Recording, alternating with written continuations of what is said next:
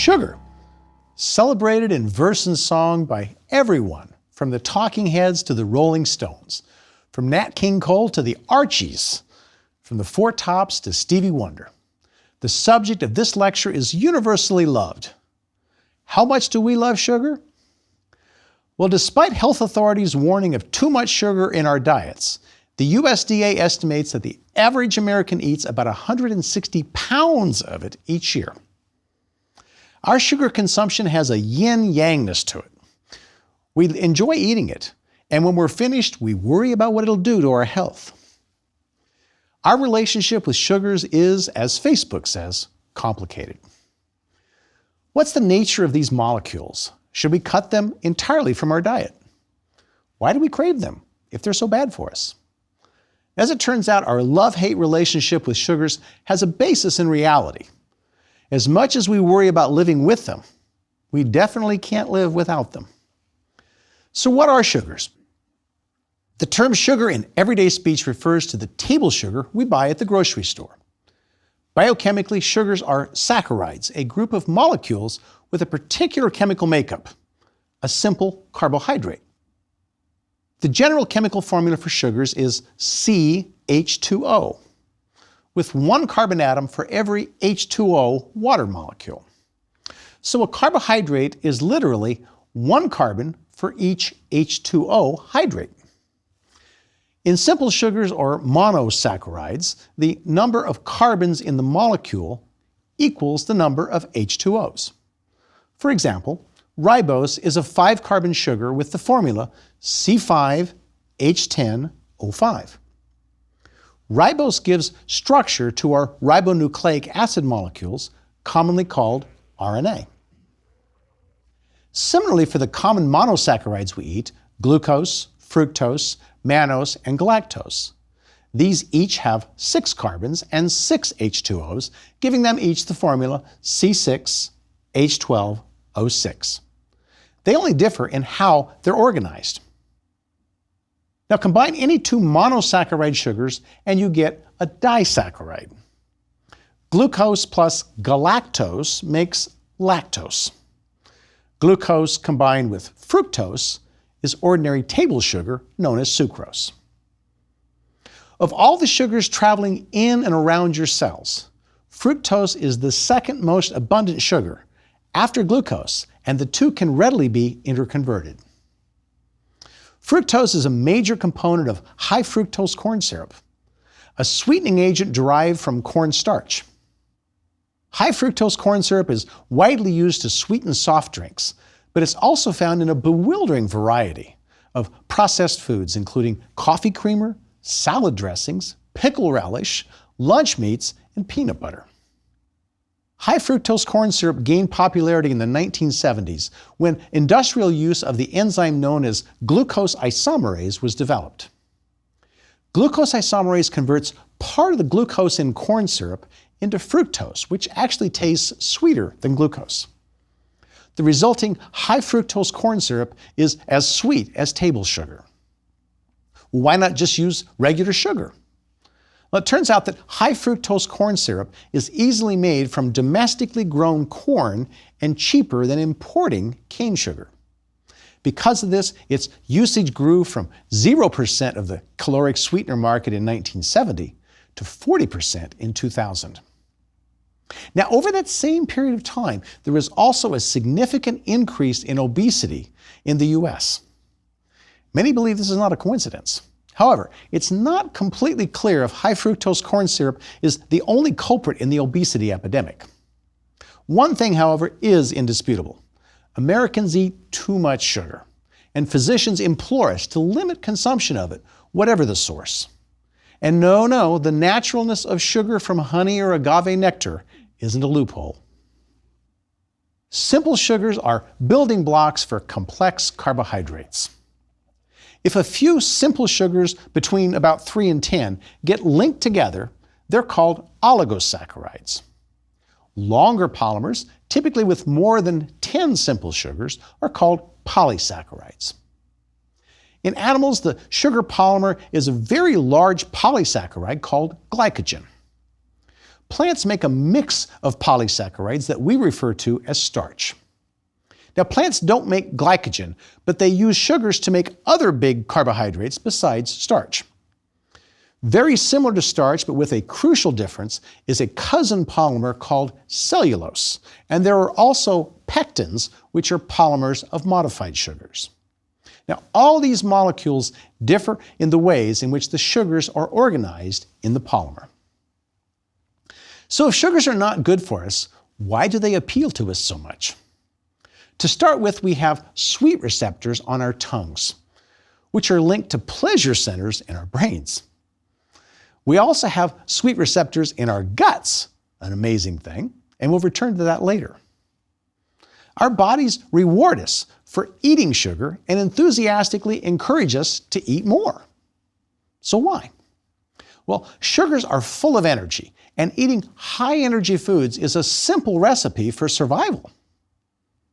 Sugars are not the most energy-dense molecules in the body, however. That distinction goes to fat, which gram for gram stores more than twice as much energy as sugar. But as we learned in the lecture on lipids, fats are water insoluble, so they must be packaged into complexes to travel in the bloodstream. Then, on arrival at their cellular destinations, fats have to be separated from their carrier molecules before they can be used. This all takes time, so fats are a poor choice for quick energy.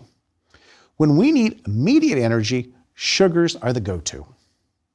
Not only are they a source of ready energy, their water solubility means they can travel easily in the bloodstream. Now, virtually every cell in every organism on Earth uses sugar in what we call a central metabolic pathway, a part of metabolism that's so essential we can't live without it. This is why sugar is bundled together to make glycogen in our liver and muscle cells. But at any given time, we only have about a 24-hour supply of sugar present in our bodies stored as glycogen. If you did not eat for a day or so, you would use up all your glycogen. And that could be problematic, especially since our brains strongly prefer glucose to fuel its activities. If blood glucose levels fall too low, the resulting hypoglycemia can be dangerous and even fatal. And because glucose is so important, when supplies get low, even temporarily, our body starts making it from other molecules. Cells in the liver and kidney do the work of making glucose to help prevent this from happening when glucose levels drop. Glucose synthesis is called gluconeogenesis, which literally translates to new synthesis of glucose. How do these cells make glucose? You may be surprised to learn that our bodies cannot make glucose from fatty acids in fat. But our cells can break down proteins and use the amino acids released to make glucose. This is also why people on high-protein, low-carbohydrate diets still get enough glucose. Stored chemical energy is extracted from sugar molecules by a process known as oxidation. A familiar example of oxidation is burning wood in a fireplace. The term oxidation comes from the oxygen used in the process. As you know, that's why a fire can be put out if you limit its access to air. Energy can also be extracted from sugars in the absence of oxygen, a process called fermentation. Bacteria and yeast carry out fermentation, as you know, if you've ever made wine or beer. Now, fermentation isn't the most efficient way to extract energy from sugar, but you do get alcohol out of it, so from the human point of view, that's a pretty reasonable trade-off. The story is slightly different for organisms that make their own food rather than eating it. Plants use light energy to make sugars from carbon dioxide and water. In plants, glucose is stored in large molecules of starch. The stored starch is broken down by plant cells to release the glucose needed for their activities, just as our bodies do when we eat plant starches. What we call starch is made up of two related polymers called amylose and amylopectin. Amylose is a long linear molecule, whereas amylopectin is branched, similar to glycogen. What we call starch mostly consists of branched amylopectin with small amounts of long amylose molecules. Exact proportions vary among the various starchy foods. Potatoes, maize, and wheat have relatively more of the long amylose molecules, while sticky glutinous rice leans more towards the shorter-chained amylopectins. Plants also use glucose to make a distinctive polymer animal cells completely lack: cellulose. Cellulose provides structural integrity to plant cell walls and is almost identical to the long molecules of amylose, but with a subtle structural difference. The chemical bond linking the glucose units of cellulose differs from amylose only in the configuration of carbon number 1 of each glucose. Enzymes are very, very specific about the structure of molecules they will act on, and that minor difference means that the enzyme for digesting amylose that we have cannot act on cellulose. As a result, we can digest and obtain glucose from amylose and starch, but not from cellulose, which passes undigested through our systems.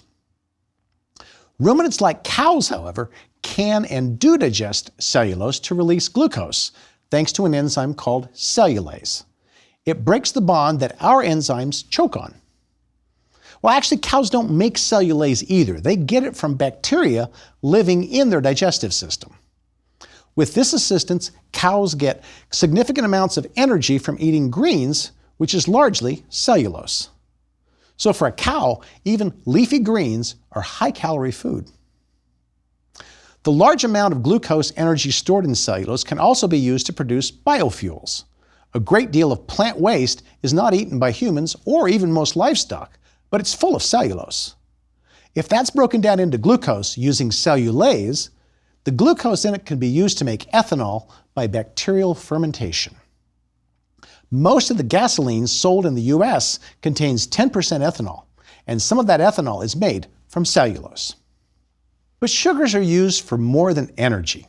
We've already mentioned that ribose contributes to the structure of RNA, and a related sugar called deoxyribose contributes to the structure of DNA. Glucose can also be converted into other forms.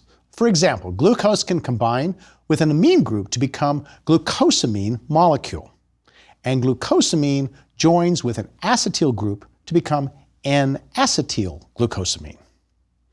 Long polymers of N-acetyl-glucosamine contribute to cartilage and produce chitin, which plays important roles in many organisms.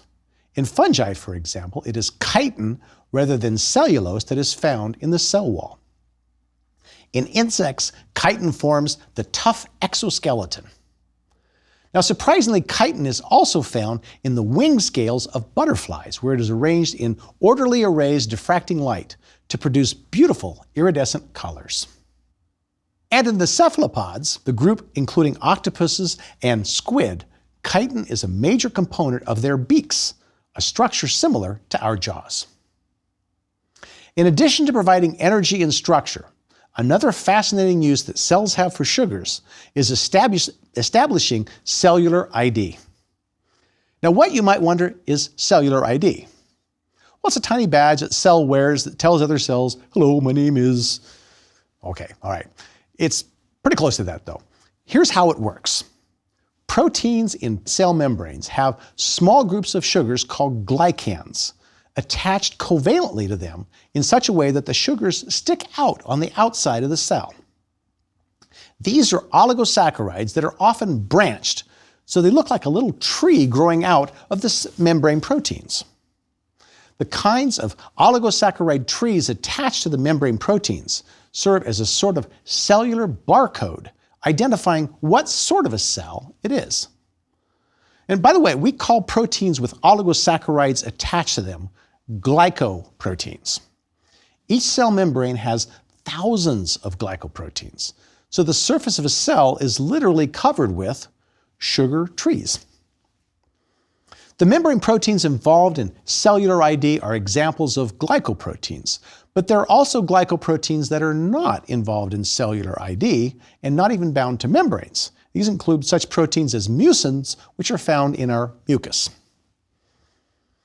Now, one example of glycoproteins that are involved in cellular ID are the blood group antigens, or markers, which help determine blood types. Whichever type of blood group antigens are found in your cell membranes determines whether or not you are A, B, or AB blood group.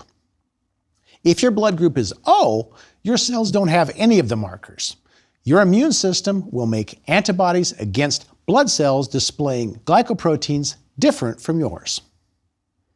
Because type O blood lacks those markers altogether, it does not trigger an immune response and can be given to anyone, regardless of their blood type, and that's why it's called the universal donor type. The A and B markers have a common core of 4 sugars, which are differentiated only by the nature of the material attached to the penultimate sugar in the chain. That single difference is the only thing between a life-saving transfusion and a fatal incompatibility. Molecules, huh? Researchers are working on using an enzyme borrowed from bacteria to remove these oligosaccharide markers on blood cells, essentially making blood from any donor type O, so that it's safe for all recipients. Sugars as blood group markers are found in other species as well, and they can cause some strange problems. One of the most intriguing cases involves a strange arrangement of sugars called galactose alpha-1,3 galactose. Yeah, it's a mouthful of a name. It's part of a larger oligosaccharide, and this piece of the structure is called alpha-gal for short. Humans and other primates lack alpha-gal, but it's a blood group marker found on the cell surface of many other mammals, including ones that we raise for meat. Alpha-gal in the meat doesn't normally bother people who eat it, but it's what is one of the strangest plot twists in science. A tick bite can trigger a violent allergic reaction to alpha-gal and to all red meat. Now, how exactly the tick's bite stimulates the immune system to see alpha-gal as something to be attacked ferociously is not clear. One possibility is that alpha-gal from animals the tick has previously fed on is introduced into the bloodstream of the unfortunate sufferer, together with tick saliva proteins that cause the immune system to go into a frenzied allergic response. Whatever the explanation, a person who was happily carnivorous for years can suddenly develop a life-threatening reaction to all red meat, and sometimes even to dairy products, which may contain trace amounts of alpha-gal. While going vegan immediately solves the problem, in the future it may be possible to eliminate alpha-gal from livestock using techniques that have already been pioneered to remove sugar antigens from animals used in organ transplants. But until then, a diet free of animal products will keep these bizarre allergies at bay. Common sugars can also cause problems. Let's start with a relatively minor issue, lactose intolerance. Lactose is a disaccharide sugar found in milk that needs to be digested by the enzyme lactase into glucose and galactose to be used for energy. Not surprisingly, human babies make lots of lactase to help them digest the lactose in milk. Early humans only drank milk while nursing as babies, and the production of lactase was turned off as children moved into adolescence.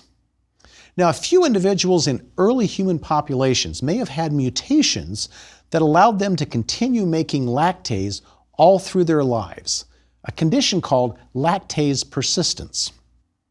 And once people began domesticating animals that produced milk between about 8,000 and 10,000 years ago, the lactase persistence mutations spread rapidly in those areas of the world where animals were raised for milk.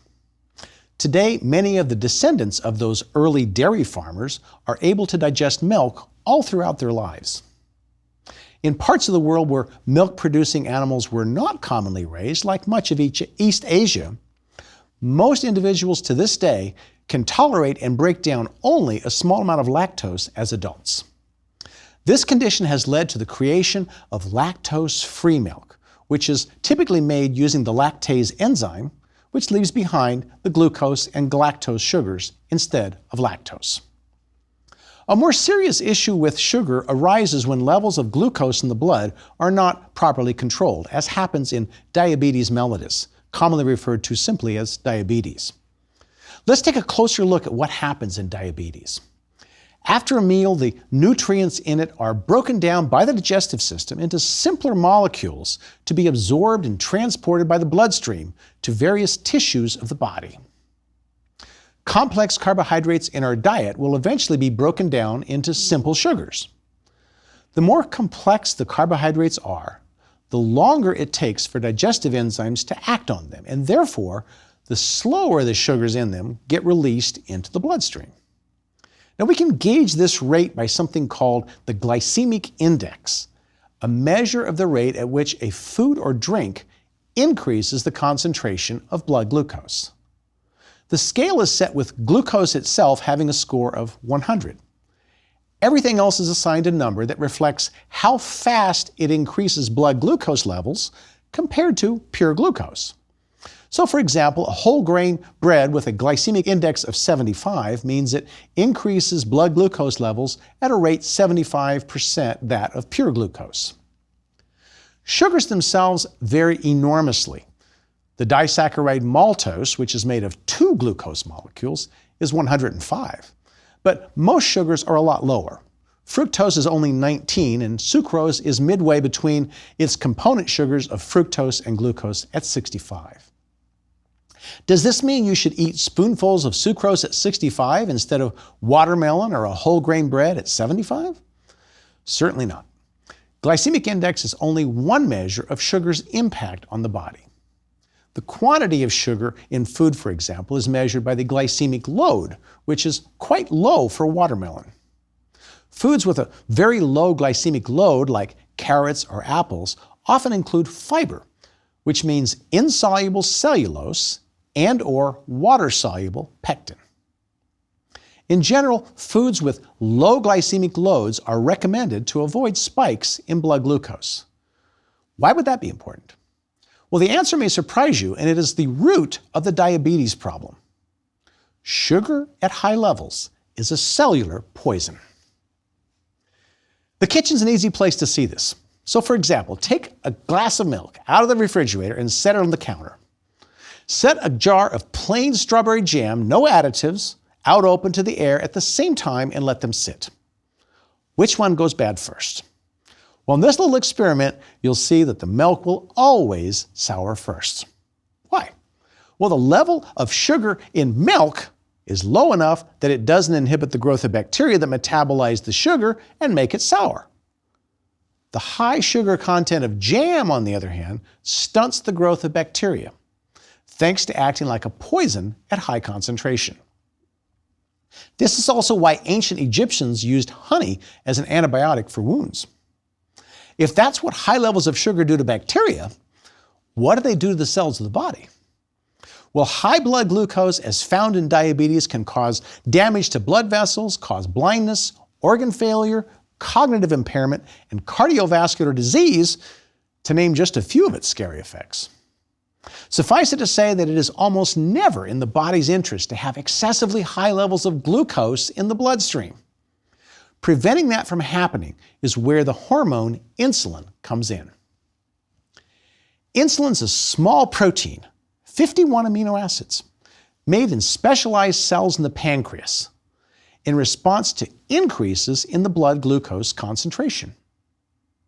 Hormones are molecules made in one part of the body that travel in the blood to another part of the body to exert their effects.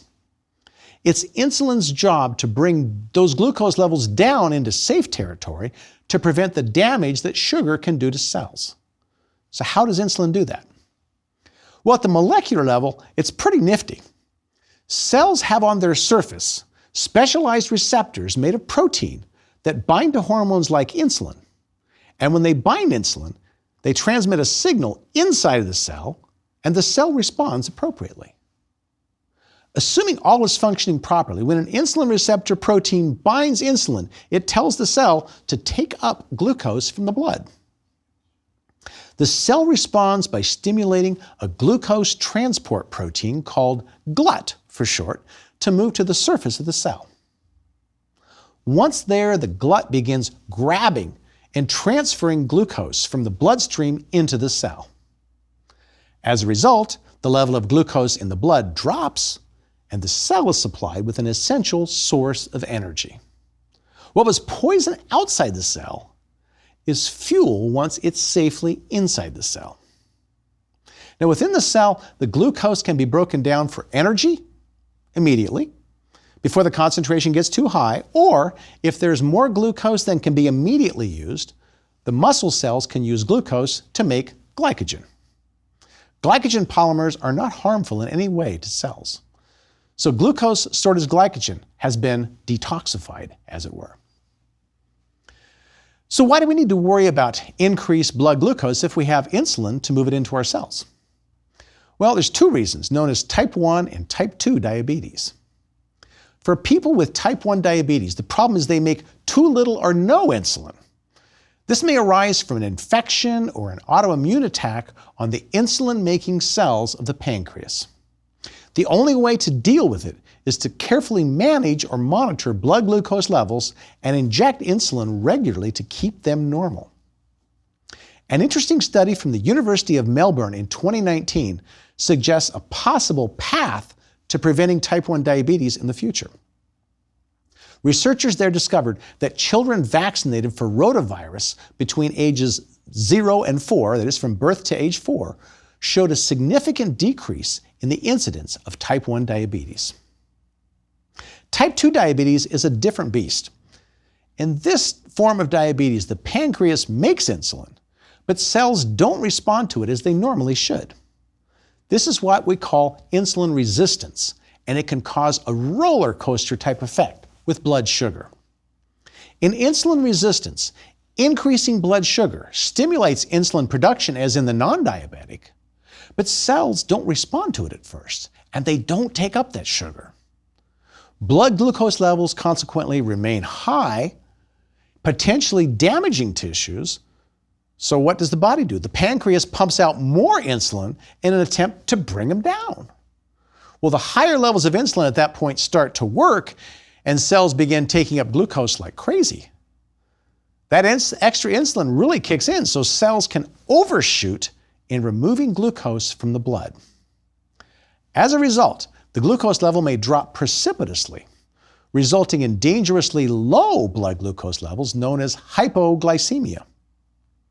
Type 2 diabetics get the worst of all worlds with respect to glucose.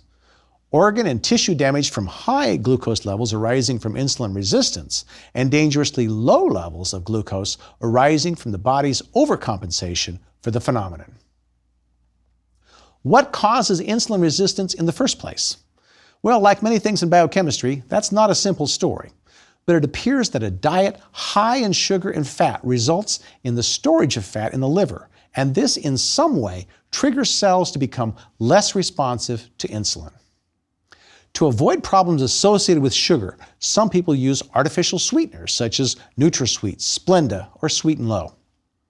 The perceived benefits of these sweeteners are that they taste sweet like sugar, but contain few if any calories because they cannot be digested for energy. Do artificial sweeteners such as aspartame, sucralose, or saccharin eliminate the problems associated with sugar and diabetes? Well, unfortunately, the answer appears to be no. Remember the sweet taste receptors in the gut I mentioned earlier? Those receptors respond to artificial sweeteners by increasing the absorption of sugar in the intestines from other dietary sources, leading to higher blood sugar levels. But higher blood sugar levels are, of course, the exact opposite of the intended effect. In a double whammy, artificial sweeteners have been shown to disrupt the communities of bacteria that live in the gut.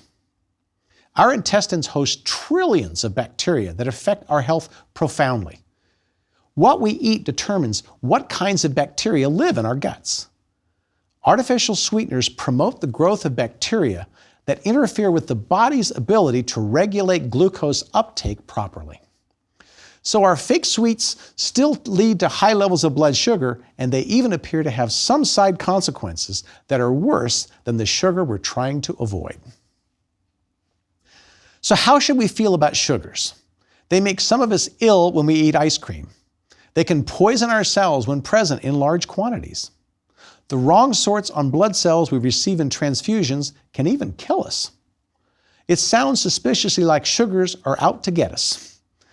But think of all they do, providing us with instant energy, feeding our brains, directing proteins to their destinations, communicating the identity of our cells, and even making the world more beautiful by their presence in everything from the cell walls of flowers to butterfly wings. Is it their fault we love them too much for their own good? If we exercise a little restraint, or even if we just exercise a little, our relationship with sugars might be more loving and healthy.